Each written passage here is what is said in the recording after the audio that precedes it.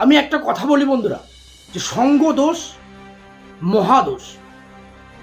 এই ব্যক্তিটিকে আপনারা দেখছেন, ইনি হলো অন্ধ্রপ্রদেশের বর্তমান মুখ্যমন্ত্রী চন্দ্রবাবু নাইডু।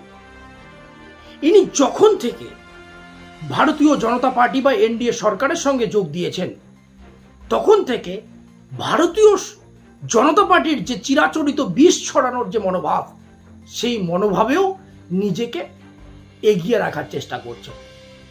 এরা কিভাবে আপনাদের ভাবাবেগের সঙ্গে খেলা করে, আমি সেই জিনিসটাই আপনাদের আজকে দেখাবো।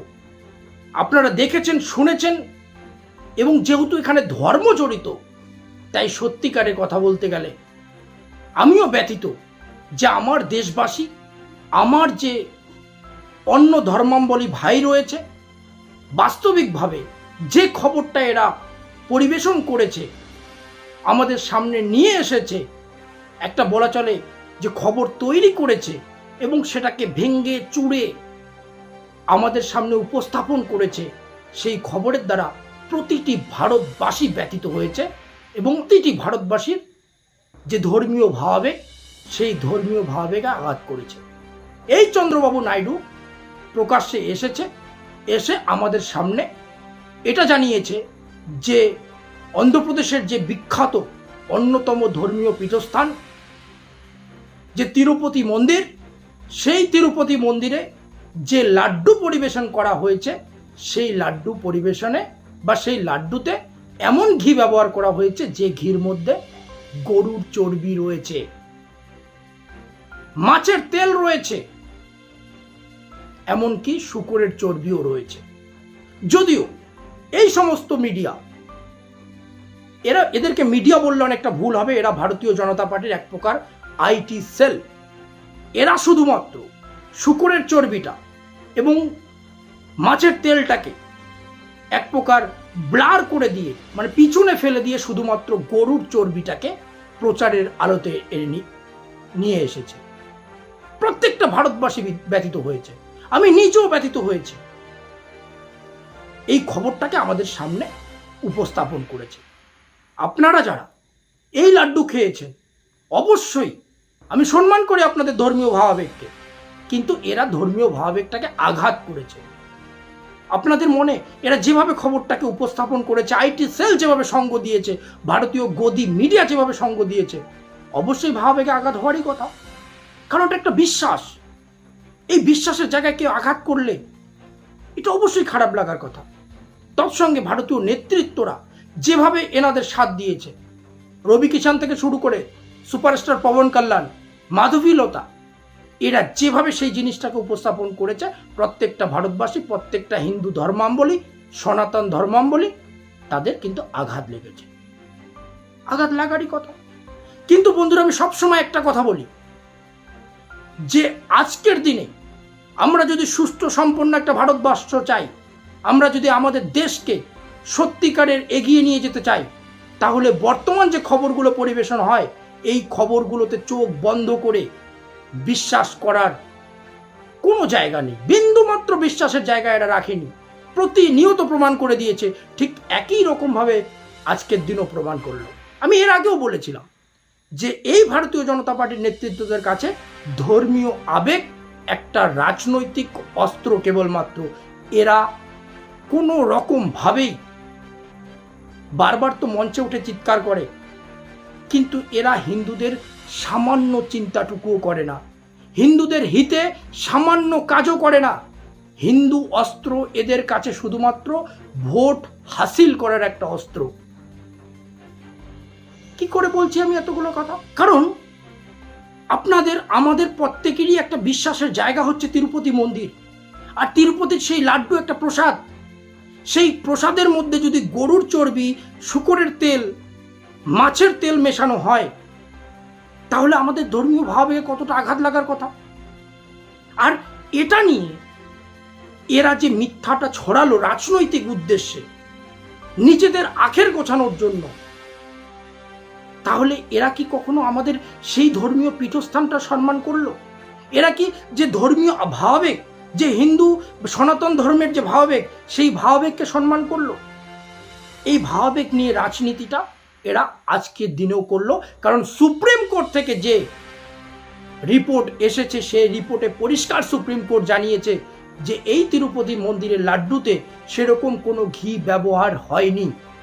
যে ঘিতে এই রকম শূকরের চর্বি বা মাছের তেল বা গরুর চর্বি মেশানো হয়েছে এরকম কোনো ঘি ব্যবহার করা হয়নি। সুপ্রিম কোর্ট প্রায় বারবার একটা কথাই বলল যে রাজনীতিতে এরকম ধর্মকে নিয়ে আসা বা ধর্মীয় ভাবাবেগকে নিয়ে আসা এক প্রকার অন্যায়। এমনকি চন্দ্রবাবু নাইডুর গালে কষিয়ে দিলেন সুপ্রিম কোর্ট। কিন্তু আজকে জুলাইয়ে যে রিপোর্ট তৈরি হয়েছে বা জুলাইয়ে যে এই সামগ্রী টেস্টের জন্য ল্যাবরেটরিতে পাঠানো হয়েছে সেই ঘি পাঠানোই হয়নি যেটা ভক্তরা খেয়েছে। যে লাড্ডু সেই ঘি পাঠানো হয়েছে যে ঘি আগের থেকেই রিজেক্ট হয়েছে। দুটো ট্যাঙ্কার আগেই রিজেক্ট করা হয়েছে। সেই ট্যাঙ্কারের ঘি পাঠিয়ে এমনকি রিপোর্ট আসেও নি, সেই রিপোর্টটাকে নিয়ে পুরো ভারতীয় রাজনীতি গরম করে দিয়েছে। প্রত্যেকটা মানুষের ভাবাবেগকে নিয়ে খেলেছে। এদের উদ্দেশ্য শুধুমাত্র ছিল যে হিন্দু মুসলিম ভাবাবেগ নিয়ে হরিয়ানা ভোটটাকে কিভাবে পার করানো যায়। সুপ্রিম কোর্ট আজকে পরিষ্কার করলো, আমি তথ্য সহকারে আপনাদের বলছি। এই রিপোর্টে আপনারা দেখতে পাচ্ছেন যে সেই ঘি পাঠানোই হয়নি ল্যাবরেটরিতে যে ঘির লাড্ডু ভক্তরা খেয়েছে। রিপোর্ট দেখছেন আপনারা। আমি বারবার বলি, নরেন্দ্র মোদী মঞ্চে উঠে ভাষণ দেয় যে হিন্দু খাতরে মে, হিন্দু খাতরে মে। আরে বাবা, পরিষ্কার আপনাদের ছোট্ট, বেশি ভাবতে হবে না, ছোট্ট মাথা দিয়ে একবার ভাবুন যে নরেন্দ্র মোদী 10 বছর পেরিয়ে 11 বছরের শাসন ক্ষমতায় রয়েছে, তারপরেও যদি হিন্দু খাতরে মে থাকে তাহলে আর কি বলার আছে। আরে যোগী আদিত্যনাথ, আপনি তো উত্তরপ্রদেশের দ্বিতীয়বারের জন্য মুখ্যমন্ত্রী, তারপরেও হিন্দু খাতরে মে। আর একজন ওই আমাদের আসাম থেকে আসে, চিৎকার করে করে বলে হিন্দু খাতরে মে, হিন্দু খাতরে মে। উনি ওখানেও তো ভারতীয় জনতা পার্টি সরকার দ্বিতীয়বারের জন্য, তারপরেও হিন্দু খাতরে মে। আর এই ব্যক্তিটিকে দেখছেন, ইনি হলো সুপারস্টার পবন কল্যাণ, যে অন্ধ্রপ্রদেশের ডেপুটি সিএম। এই খবরটির বাস্তবতা যাচাই না করে, সম্পূর্ণ খবর না জেনে একজন ডেপুটি চিফ মিনিস্টার দায়িত্ব জ্ঞানহীনভাবে এতটাই আবেগপ্রবণ হয়ে গেল, এতটাই মানুষকে ভরকানোর কাজ করলো, সাম্প্রদায়িক বিষ ছড়ানোর কাজ করলো। ইনি বলল যে এটা সম্পূর্ণভাবে সনাতন ধর্মের উপর একটা আঘাত। আর এই ব্যক্তিরই একটা আগের বক্তব্য ছিল যেখানে ইনি বলেছিল যে গো মাংস খাওয়াটা কোনো বড় ব্যাপার নয়। মানে গো মাংস খাওয়ার সমর্থনে ইনি কথা বলেছিল, কারণ ইনি এটাও উদাহরণ দিয়ে বলেছিল যে গো মাংস খাওয়া যদি সমস্যা হতো তাহলে গুজরাট তো নিরামিষ ভুজি, সেখানে দাঙ্গা হলো কে করে। আর এই ব্যক্তি এমন নাটক করা শুরু করলো যে মনে হচ্ছে যে সনাতন ধর্ম শেষ। আপনাদের সামনে উপস্থাপন করছে এরকম যে সনাতন ধর্মের সমস্ত ভাবাবেগ নিয়ে কেউ না কেউ একজন খেলছে, মানে অপোনেন্ট পার্টিকে বা কোনো সাম্প্রদায়িক বিষ ছড়ানোর উদ্দেশ্যে কিন্তু ইনি নাটক করা শুরু করলো। এমনকি ইনি বললো যে ইনি ব্রত রাখবেন। আর এই ব্যক্তি রবি কিষান, সেই লাড্ডুতে গরুর চর্বি রয়েছে কিনা, শূকরের তেল রয়েছে কিনা, মাছের তেল রয়েছে কিনা ইনি কিন্তু শোনেনি।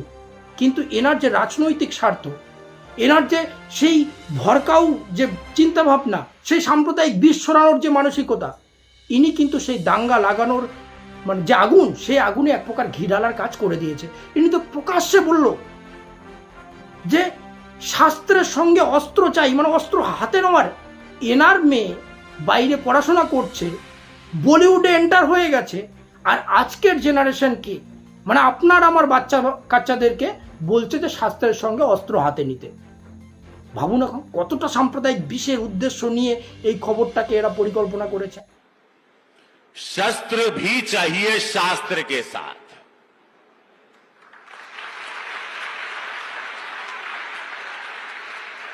आप देख ही रहे हो बालाजी मंदिर में मटन मीट द्वारा बीफ के मीट के लड्डू बना के बेचे जा हिंदुओं को दिए जा रहे थे।